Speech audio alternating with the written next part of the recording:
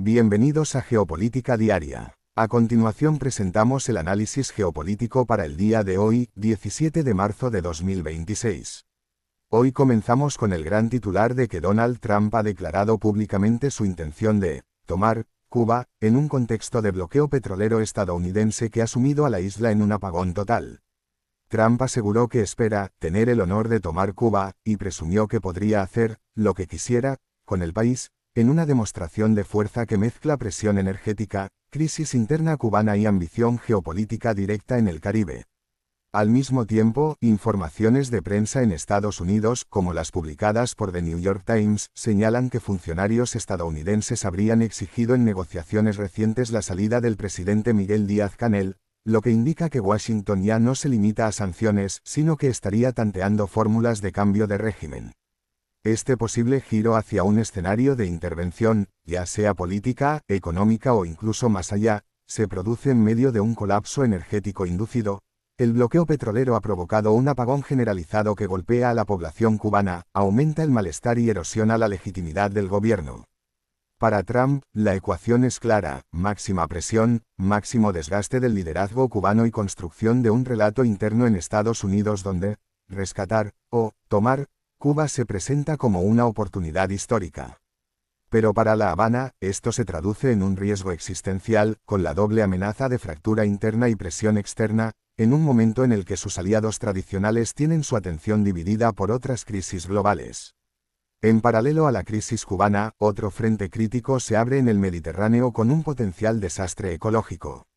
Un buque de la llamada flota en la sombra rusa, el Arctic Metagaz, ha quedado a la deriva entre Malta e Italia tras ser supuestamente alcanzado por drones navales ucranianos. El barco se encuentra sin tripulación y transporta unas 700 toneladas métricas de combustible, además de una cantidad significativa de gas natural, lo que convierte a este buque en una bomba ambiental flotante entre dos países de la Unión Europea. Diversos gobiernos europeos han advertido que el buque representa una amenaza ecológica inminente, pero al mismo tiempo subrayan que cualquier intento de intervenir podría chocar con el régimen de sanciones contra Rusia aprobado por la propia Unión Europea. Esta escena ilustra la lógica perversa de las guerras y las sanciones energéticas. Europa quiere contener a Moscú, pero la propia estructura de evasión de sanciones, flota opaca, buques envejecidos, aseguradoras de bajo perfil, acaba generando riesgos que pueden golpear directamente a las costas europeas. El Arctic Metagaz es un síntoma de esa economía en la sombra, donde el petróleo y el gas rusos siguen circulando, pero por vías más peligrosas, menos reguladas y más difíciles de controlar. Si se produce un vertido, el Mediterráneo, ya tensionado por la sobrepesca, la contaminación y un tráfico marítimo intenso, podría sufrir un impacto duradero, con consecuencias políticas para la Unión Europea y un costoso recordatorio de que la guerra en Ucrania no se libra solo en el frente terrestre, sino también en el mar y en los mercados energéticos. Dentro de Europa se abre, además, una fractura política significativa respecto a Rusia y al coste de la confrontación energética. El primer ministro de Bélgica, Bart De Wever, ha sido duramente criticado por abogar abiertamente por una normalización con Moscú para recuperar el acceso a energía barata.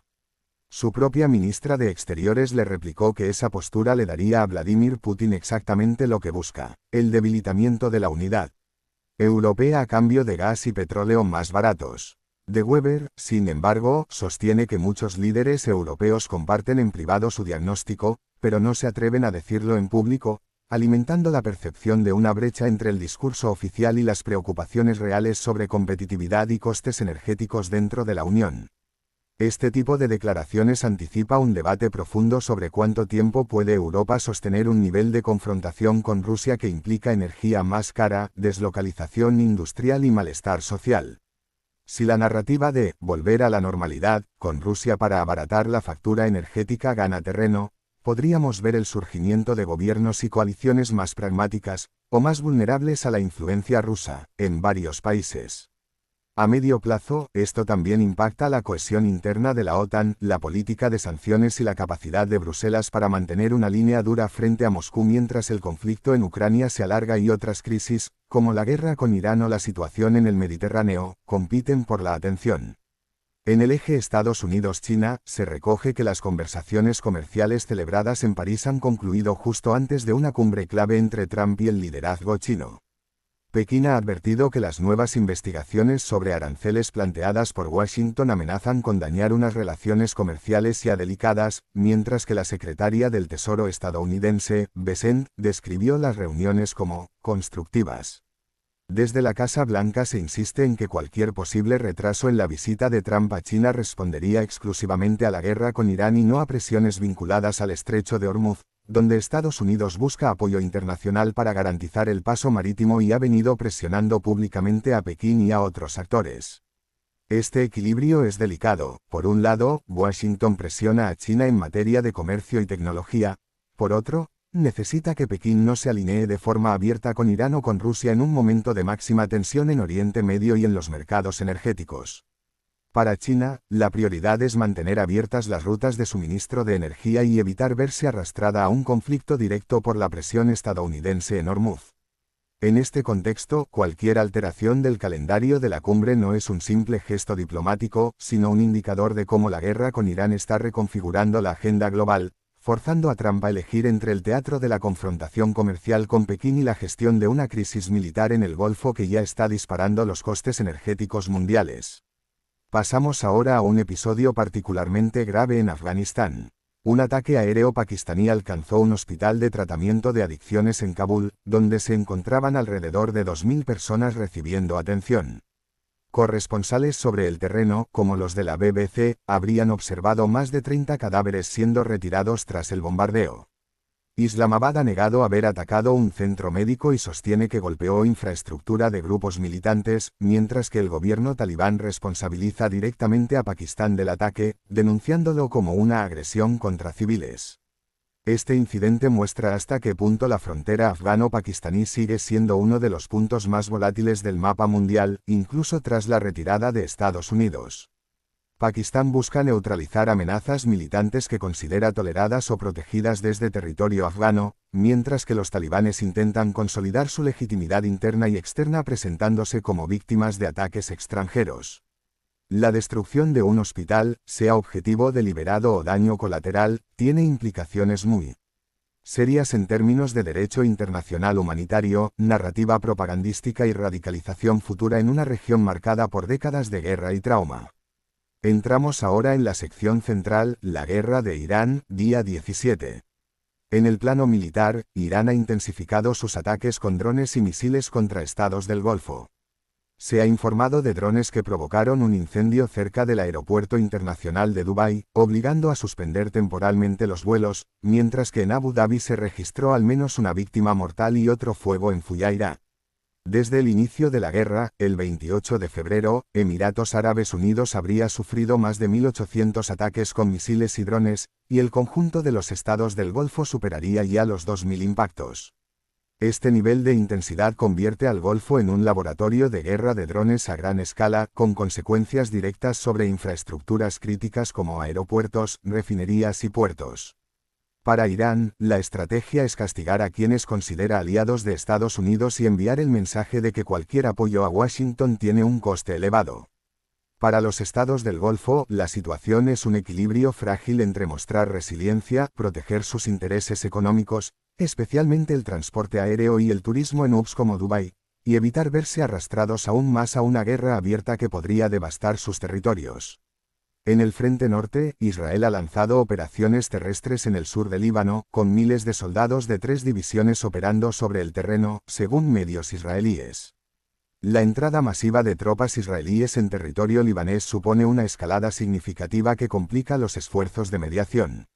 Se había barajado la posibilidad de conversaciones de paz con participación de Francia, pero estas se han pospuesto después de que Israel se retirara del plan, lo que indica que la vía diplomática vuelve a quedar subordinada a la lógica militar.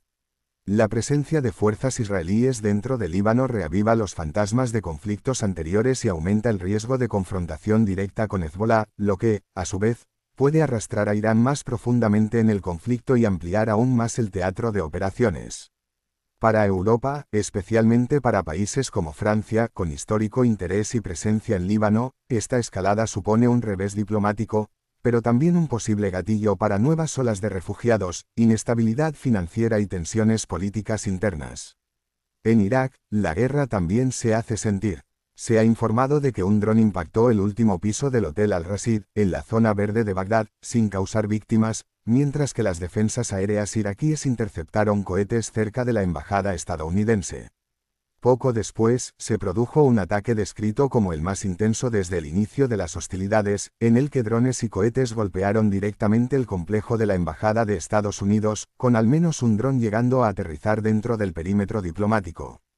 Estos ataques muestran el grado de vulnerabilidad incluso de las instalaciones mejor protegidas cuando se enfrentan a enjambres de drones y cohetes de baja cota.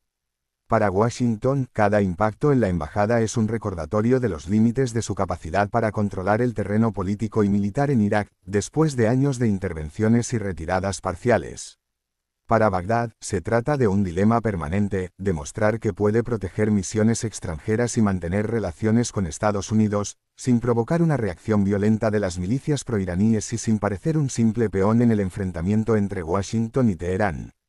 La retórica también se endurece desde Teherán. Irán ha advertido a Estados Unidos de que se arriesga a otro Vietnam si decide desplegar tropas terrestres en la región. El viceministro de Exteriores, Said Khatibzadeh, ha afirmado que Irán está preparado para luchar indefinidamente y que, por ahora, no busca una solución diplomática, apuntando a un escenario de guerra prolongada. Además, ha acusado al primer ministro israelí, Benjamin Netanyahu, de arrastrar deliberadamente a Washington al conflicto para servir los intereses de Israel. Esta referencia a Vietnam es una pieza clave de la batalla psicológica, evoca en la memoria estadounidense una guerra larga, costosa y políticamente devastadora. Irán trata de disuadir a Estados Unidos de una intervención terrestre directa, subrayando que el coste político y humano sería inasumible. Al mismo tiempo, la acusación contra Netanyahu refuerza un relato regional según el cual el verdadero beneficiario de la escalada sería Israel, lo que podría fracturar aún más la percepción de la guerra en la opinión pública árabe y musulmana, y complicar las alianzas de Washington en la zona. En el terreno diplomático, la Unión Europea ha rechazado la petición de Trump de ayudar a asegurar el estrecho de Hormuz. La alta representante Kaja Kallas ha explicado que no hay apetito entre los Estados miembros para expandir la misión naval Aspides hasta cubrir el estrecho, una decisión respaldada por países como Alemania, Luxemburgo y Francia. El ministro de Exteriores de Luxemburgo ha sido especialmente contundente, acusando a Washington de chantaje, por la forma en que está presionando a Europa para que envíe más barcos de guerra a la región.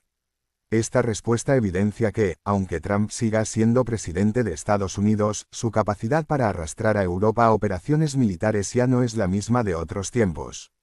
Las capitales europeas arrastran el recuerdo de Irak, Afganistán y Libia, y al mismo tiempo lidian con una crisis energética interna muy dura derivada tanto de la guerra con Irán como de las sanciones a Rusia. Esta combinación hace que muchos gobiernos vean con extrema cautela cualquier implicación directa en el estrecho de Hormuz, temiendo verse atrapados en una guerra larga que no controlan y que podría dividir aún más a la opinión pública europea. Por otra parte, Trump ha pedido a China que retrase aproximadamente un mes su prevista cumbre en Pekín, alegando que la guerra con Irán exige su atención. Pekín ha confirmado que ambas partes mantienen contactos sobre la visita, pero evita pronunciarse claramente sobre las peticiones de Trump de que otros países envíen buques de guerra al estrecho de Hormuz. Esta ambigüedad refleja la estrategia china de mantener un equilibrio, no cerrar la puerta a Washington, pero tampoco alinearse con una estrategia abiertamente militarizada en la principal arteria energética del mundo. En el frente económico, el impacto de la guerra se nota con fuerza. Las exportaciones de petróleo desde 8 países del Golfo Pérsico han caído al menos un 61% en la semana hasta el 15 de marzo, comparado con febrero, según datos de empresas de seguimiento de buques como Kpler. Otro conjunto de datos, de la firma Vortexa, eleva la caída hasta el 71%, reflejando que el cierre efectivo del estrecho de Hormuz está estrangulando el flujo de crudo. Esta disrupción ha llevado los precios del petróleo a su nivel más alto en 4 años y ha empujado algunos combustibles a máximos históricos. Este shock energético global se traduce en presión inflacionaria, encarecimiento del transporte, crisis política en países importadores y reaparición del debate sobre límites al precio del gas, subsidios y ayudas de Estado. Consciente de ello, la Comisión Europea ha señalado que podría volver a aplicar un tope a los precios del gas y relajar las normas sobre ayudas públicas para que los Estados miembros puedan afrontar el aumento del coste de la energía. Las medidas, planteadas como dirigidas y temporales, recuerdan a las adoptadas tras la invasión rusa de Ucrania, cuando Europa tuvo que improvisar mecanismos para evitar una explosión de precios que podía derivar en protestas masivas y en una crisis de legitimidad de la propia Unión. La presión de Irán va más allá del frente militar y energético. El cuerpo de la Guardia Revolucionaria Islámica ha emitido un comunicado instando a trabajadores y residentes cercanos a fábricas e instalaciones vinculadas a Estados Unidos en toda la región a evacuar. El mensaje advierte de que estos objetivos serán atacados en las próximas horas, e incluso pide a quienes vivan cerca de cualquier instalación donde empresas estadounidenses tengan participación que abandonen inmediatamente la zona. Este tipo de advertencias amplía el radio de la guerra, ya no se habla solo de bases militares o infraestructuras estatales, sino de fábricas, industrias mixtas y cualquier lugar donde haya capital estadounidense. Para las economías de la región, esto es una amenaza directa a la inversión, a la estabilidad del empleo y a la continuidad de cadenas de suministro críticas. Además, la estrategia iraní busca generar miedo entre las empresas occidentales con presencia en Oriente Medio, empujándolas a exigir garantías a sus gobiernos y, potencialmente, a presionar por una desescalada. Pasamos ahora al bloque de otras noticias, donde se ve cómo estas grandes crisis conviven con movimientos políticos y de seguridad en otras regiones. En la Unión Europea, Eslovaquia desbloqueó a última hora la renovación de sanciones contra Rusia. Bratislava había exigido retirar a 2 oligarcas de la lista de sancionados, pero finalmente cedió, permitiendo extender las restricciones 6 meses más, hasta el 15 de septiembre. Si Eslovaquia no hubiera reculado, las sanciones habrían expirado el 15 de marzo, lo que habría supuesto un importante golpe a la política de presión sobre Moscú. Este episodio pone de relieve hasta qué punto el régimen de sanciones a Rusia pende a veces de un hilo político muy fino, con gobiernos nacionales utilizando su capacidad de veto para intentar obtener concesiones. Aunque en esta ocasión las sanciones se han salvado, cada renovación se convierte en una prueba de cohesión para la Unión Europea. A largo plazo, estas tensiones pueden abrir grietas que Moscú buscará explotar para debilitar la respuesta europea, especialmente si la guerra en Ucrania se estanca y otras crisis, como la de Irán o la energética, ocupan el primer plano. En el Cáucaso, se destaca que un ciudadano francés, Martin Ryan, ha sido condenado a 10 años de prisión en Azerbaiyán por supuestos cargos de espionaje. Se le acusa de recopilar información militar y ayudar a reclutar azerbaiyanos para los servicios de inteligencia franceses, acusaciones que tanto él como el gobierno de Francia niegan. Este caso se enmarca en un deterioro cada vez más evidente de las relaciones diplomáticas entre París y Bakú, ya tensas por el conflicto de Nagorno-Karabaj y por la posición francesa en apoyo de Armenia. Esta condena envía un mensaje directo a Francia y, de forma implícita, a otros países occidentales. Bakú está dispuesto a instrumentalizar detenciones y juicios para ganar margen de maniobra en la arena diplomática. También abre la puerta a posibles represalias diplomáticas, reducción de contactos de alto nivel o incluso sanciones simbólicas. En un momento en el que Europa intenta diversificar sus suministros de energía más allá de Rusia, Azerbaiyán se había presentado como alternativa. Estos roces añaden complejidad a esa estrategia. En América Latina, Chile vive un giro notable en su política fronteriza. Menos de una semana después de su toma de posesión, el nuevo presidente, José Antonio Kast, ha puesto en marcha la construcción de una barrera en la frontera norte como parte de su plan, escudo fronterizo. Este plan incluye zanjas, vallas, drones y patrullas militares, y se acompaña de decretos de emergencia destinados a acelerar las deportaciones y frenar la migración irregular. Esta combinación de infraestructura física, tecnología de vigilancia y medidas legales más duras responde a la presión interna en Chile por el aumento de flujos migratorios en la frontera norte, especialmente desde Venezuela y otros países andinos. El enfoque de Kast coloca a Chile en la línea de otros países que han apostado por políticas fronterizas de corte securitario, y tendrá implicaciones tanto en derechos humanos como en la relación con sus vecinos. Además, puede